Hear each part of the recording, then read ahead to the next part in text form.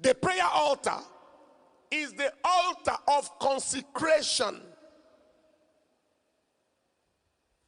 Is the altar of consecration. That is the altar of sanctification. Is the altar of cleansing.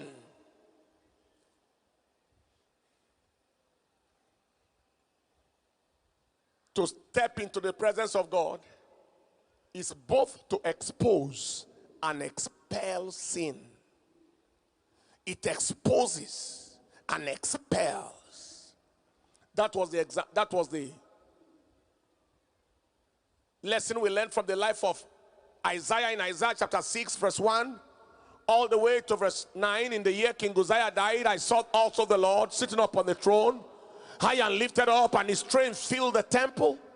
Above it stood the seraphims. Each one had 6 wings, and with 2 he covered his face, and with 2 he covered his feet, and with 2 he did fly.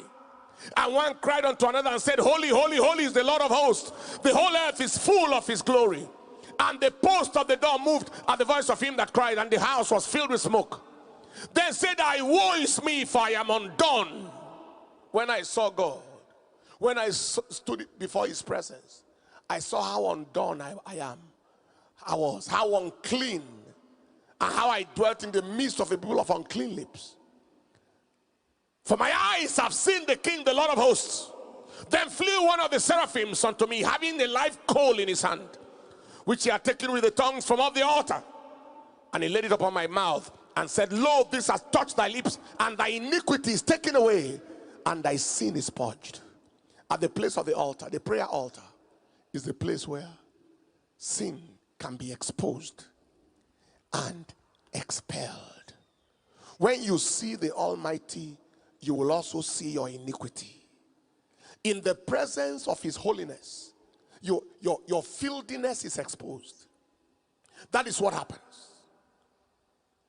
In Matthew chapter 6, in the prayer Jesus taught us, I believe in verse 12, he said, and forgive us our debts as we forgive our debtors. Another one said, forgive us our trespasses as we forgive those who trespassed against us.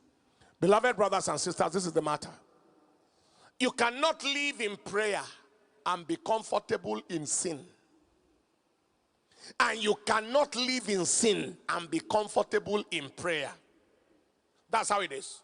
You cannot live in prayer and be comfortable in sin. Quotable quote.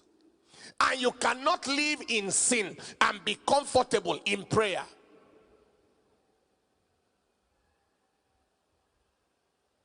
Praying men are holy men, and praying women are holy women.